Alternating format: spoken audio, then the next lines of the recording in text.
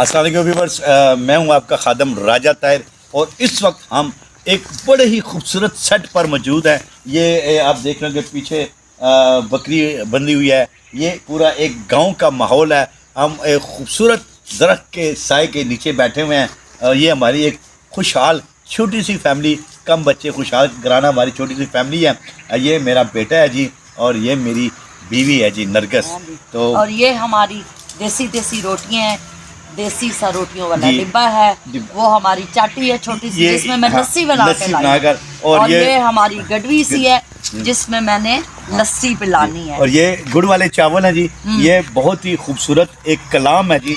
ये बहुत ही अच्छे सिंगर हैं जी, मुनीर अहमद साहब। ये मुनीर अहमद साहब सिंगर हैं जी और इसके जो डायरेक्टर हैं, स्टोरी बोर्ड जिसे लिखा है जी, वो हैं जी अली अकबर साहब। तो इसमें जिन फनकारों ने काम किया जी, हमारे सामने बैठे हैं जी बहुत ही सीनियर आर्टिस्ट शम्मा न्याजी साहब।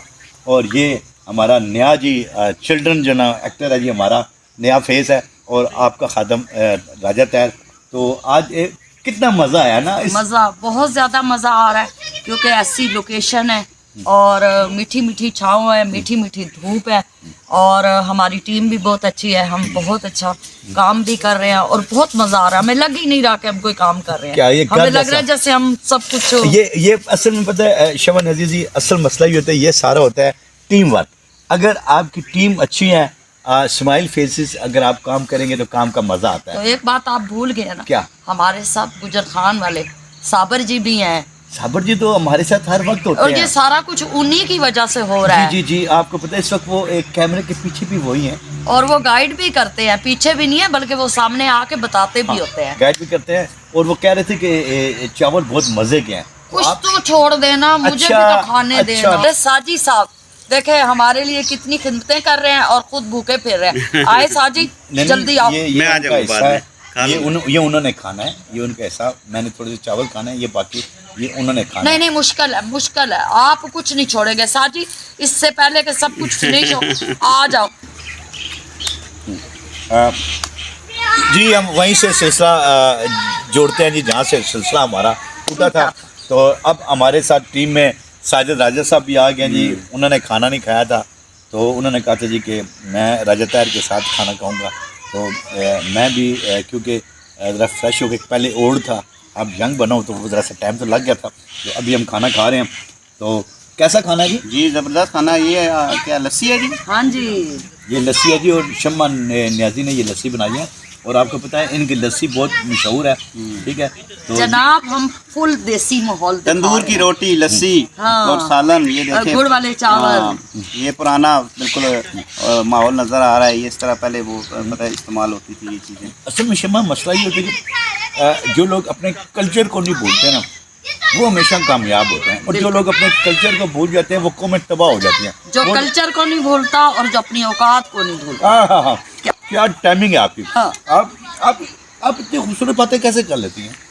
बस जमाना सिखा देता है। हाय किसी ने वो सुहा के पत्थर से पूछा था कि आप इतने मुलायम और कूले क्यों? कहते हैं ठोकरे खा के। हाँ। कूले यू नो मीन कूले, देसी माहौल में बैठे थे कूले ही कहेंगे। वो मुहावरा भी है ना हाँ। कि जमाना एक उस्ताद है, दुनिया एक किताब है। हाय इससे क्या पूछते हैं आप? वैसे भी खुद बड़े मंजे हुए हैं, एवं अब ड्रामों में भी ड्रामे करते हैं। रहने दे शम्मा जी। देखें, आपको पता है कि मैं ये जो ना एक सीनियर से सीखता हूँ, क्योंकि आपको पता है सीखने का जो मरला होता है वो कभी ख़त्म नहीं होता।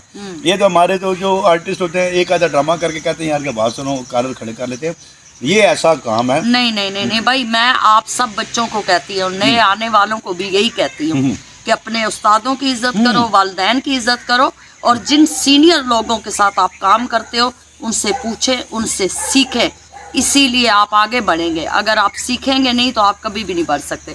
खाना बनाएंगे, हंडिया में पकाएंगे, प्रैक्टिकल करेंगे तो आपको पता चलेगा ना लहसुन प्याज थूम अदरक का क्या भाव है। अदरवाइज तो बने बनाए में तो ये नहीं होगा ना। तो मैं आप बच्चों सबको कहती हूँ कि आप अपने सीनियर की इज्जत करनी है, उस्तादों की, माँ बाप की, एक बार फिर और फिर और फिर और सीनियर से सीखना है। यही आपकी कामयाबी की मंजिल है। मैं एक पिछले दिनों हम एक टीवी की रिकॉर्डिंग थी, तो अंजुम बीबी साहब हमारे पाकिस्तान का एक फखर है। अंजुम बीबी साहब आए, मैं खड़ा हो गया, जी वो बैठ गए और मुझे वो पापा जी कहते हैं, क्योंकि ये टीवी पे मैं जब ख्वाजा ऑनलाइन करता था मुझे पापा जी बैठे राजा जी।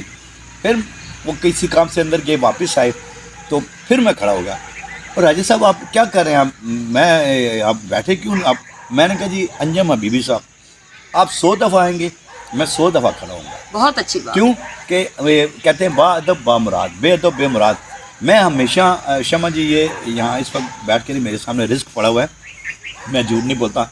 मैं तमाम अपने सीनियर्स की इज्जत करता हूँ, अंजम हबीबी साहब अल्लाह जन्नत नसीब करे, मिर्ज़ा जितने भी शबीर साहब, बातन फ़रूकी हो गए जी, मसूद ख्वाजा साहब अल्लाह जन्नत नसीब करे, जितने भी। इम्तियाज़ अली काशी साहब को अल्लाह जन्नत नसीब करे, जितने भी सीनियर्स हैं मैं उनकी इज्जत करता हूँ। बिल्कुल। हाँ, मैं अगर इज्जत नहीं करता, ये कैमरे में कह रहा हूँ कि मैं उनकी इज्जत नहीं करता जो मुझसे ख्वाह जेलस होते हैं। नहीं नहीं नहीं, वो खैर अगर है। नहीं Don't worry। गाड़ी भी नहीं है, पैसा भी नहीं है, कोठी भी नहीं है, इज्जत तो है हाँ उससे जेलस चलिए अब और इससे बड़ी कोई चीज नहीं।